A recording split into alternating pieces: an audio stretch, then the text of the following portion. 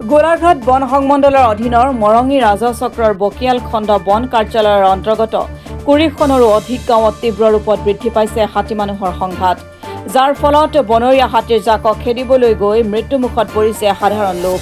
হাতী খেদিবলৈ বন বিভাগে গুলী চলাওঁতে গুলীৰ টুকুৰাই আঘাত কৰিছে সাধাৰণ জনতাক হাতীৰ পৰা নিৰাপদ দূৰত্বত থাকিবৰ বাবে বন বিভাগে লৈছে বিশেষ পদক্ষেপ।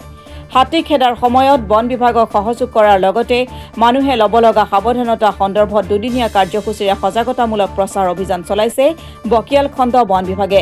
হাতী উপদ্ৰৱত অঞ্চলে অঞ্চলে মাইক যোগে সজাগতাৰ বাবে ৰাইজৰ মাজত প্ৰচাৰ চলায়। ভৱিষ্যতে যাতে হাতী খেদিবলৈ গৈ কোনো লোকৰ অঘটন সংঘটিত নহয় তাৰ প্ৰতি সজাগতা বৃদ্ধিৰ বাবে গ্ৰহণ কৰিছে এনে পদক্ষেপ। হাতী ওলালে ৰাইজে সাৱধানতা অৱলম্বন কৰিব। ৰাইজলৈ বিশেষ আহ্বান, হাতী খেদিবলৈ নিজাববীয়াকৈ বিপদজনক ব্যৱস্থা গ্ৰহণ নকৰিব। বন বিভাগক কৈছো 9395219697।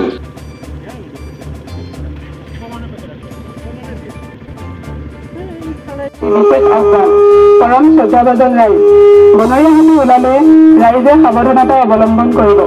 ৰাইজলৈ আহ্বান, হাতী খেদিবলৈ নিজাববীয়াকৈ বিপদজনক ব্যৱস্থা গ্ৰহণ নকৰিব। 219697। আকৌ এবাৰ কৈছো 9395219697। বন্য হাতী চাবলৈ আৰু খেদিবলৈ অহা সুৰামাত্ৰ লোকসকলক সাৱধান কৰি দিয়ক। সামান্য অসাৱধানতাৰ বাবে ভয়ংকৰ বিপদ নামি আহিব পাৰে। দিনৰ ভাগত জিৰণি লৈ থকা বনৰীয়া হাতীক অযথা জোকাই অতিষ্ঠ নকৰিব। সাধাৰণলৈ এটা বিশেষ আহ্বান, হাতী ওলালে ৰাইজে সাৱধানতা অৱলম্বন কৰিব। ৰাইজলৈ বিশেষ আহ্বান গ্ৰহণ নকৰিব। বন বিভাগক সহযোগিতা কৰক। বন্যহস্তী আৰু জনসাধাৰণৰ জীৱনলৈ বিপদ নাই, তাৎক্ষণিকভাৱে বন বিভাগক টেলিফোনিক যোগাযোগ কৰক। যোগাযোগৰ নম্বৰ 9395219697।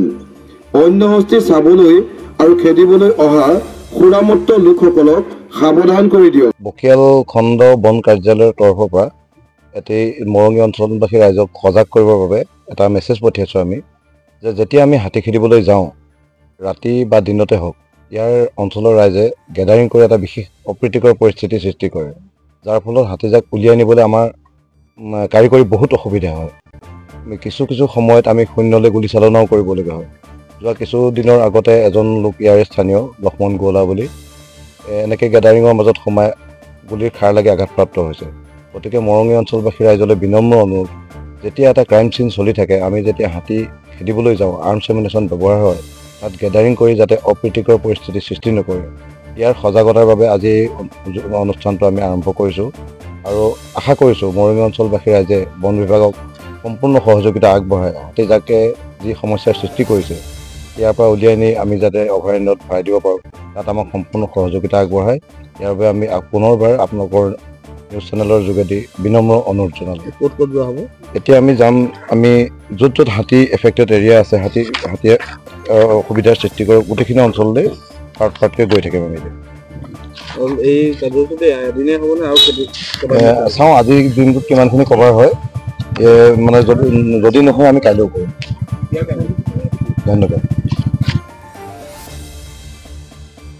নুমলীগড়ৰ পৰা গৌতম বৰা ৰিপৰ্ট, অসম টুডে।